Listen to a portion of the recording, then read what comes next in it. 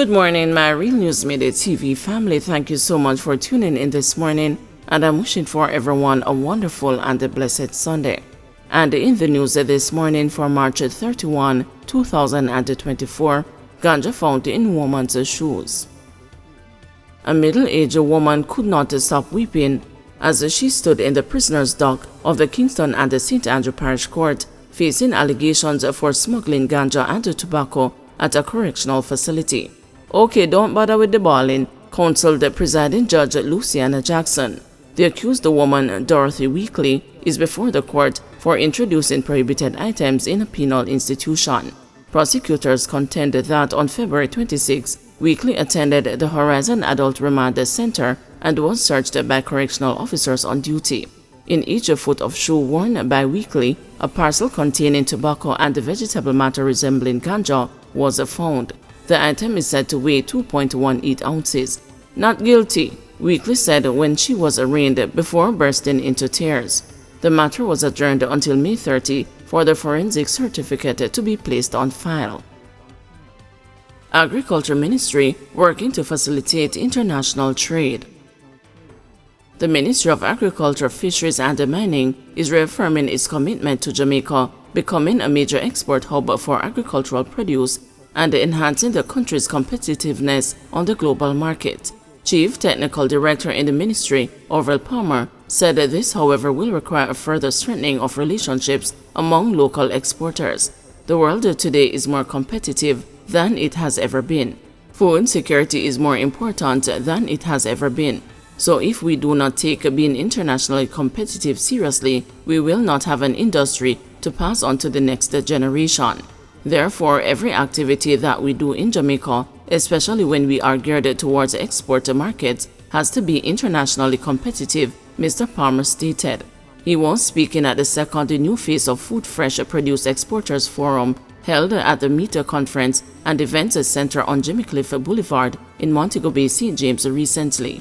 Palmer also expressed confidence in Jamaica's resilience and credited the country's current crop of exporters for continuing to seek out new information as well as innovative ways to spur the export market. He also acknowledged the Portfolio Minister, Honorable Floyd Green, and other technocrats in the ministry for providing the necessary support both in the field and administratively to maintain local agricultural growth by increasing domestic crop production, particularly yams, sweet potatoes, and hot peppers. It is also important for the ministry to continue to meet with you, our valid exporters, and other stakeholders who play an important part in moving our domestic crops into regional and international markets, Mr. Palmer said.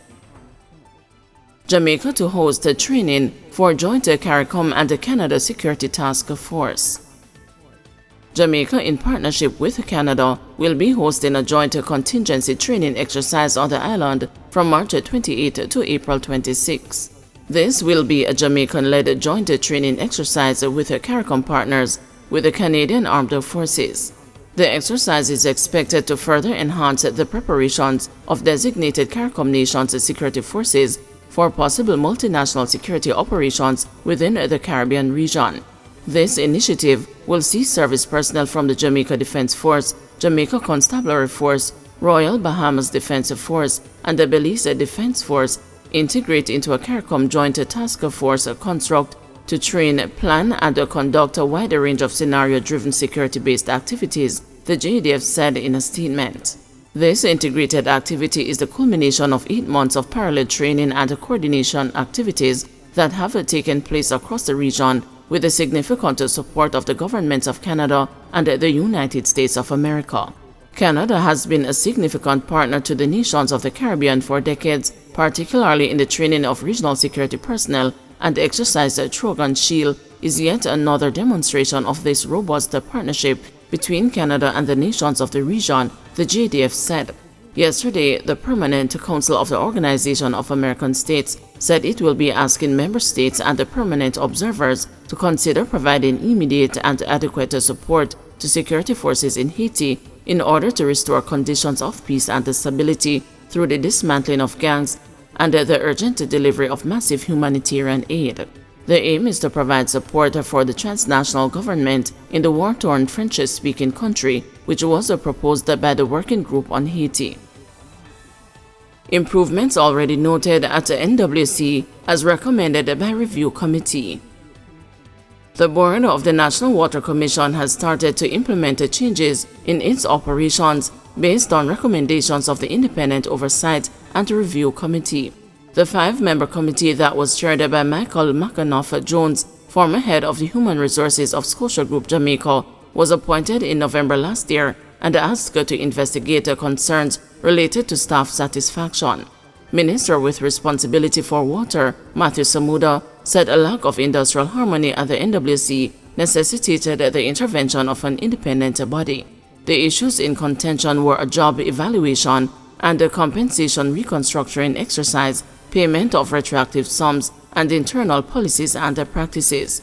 In an interview with the news, Mr. McAnuff-Jones said the report of the committee was submitted to the NWC board and Mr. Samuda in January. Mr. Jones says while he cannot divulge the contents of the report, discussions have been held with trade unions representing workers at the NWC. He added that the work of the committee was extensive, taking a deep look into cultural and leadership practices at the National Water Commission. Following that exercise, he said there are already signs of improvement in the relationship between the management and the unions. So within the last 2 months, we have had meetings with the board. We're in a bit of a deep dive where we discussed it, and the board, took the report to go and do further reviews. We've had discussions with management. The board has already acted on some matters related to addressing leadership culture. And the minister in the last couple of months has had meetings. We've discussed it, and he's had a meeting with the stakeholders. And like I said, he's already taking action to get cross-functional implementation committee in place. He's very focused on ensuring that tension is maintained and executing the various recommendations. And I think that there is a clear evidence of a meeting of minds around the things that need to be done to ensure that the communication culture is improved. The communication brand reflects what is necessary for this mission-critical organization to be able to thrive on it and accomplish its objective. But I think that going forward, I think a clear condition precedent to the improvements we want to see would have to be a recognition that what the labor code calls for, which is close collaboration between union and management to ensure the success of the entity, that is in place. And I don't have any challenge with saying that I think that we're going to be able to get there. Tufton touts the success of Know Your Numbers campaign. Health and Wellness Minister Dr. Christopher Tufton is hailing the government Know Your Numbers campaign as a game changer in promoting the health and well-being of the population. The campaign was launched last year to provide the facilities for persons to get their health checks. Dr. Tufton says that many in the population do not know their health status, and therefore the screening facility is a life-saving tool. The Health Ministry says that close to 100,000 tests have been conducted since the launch of the program last year.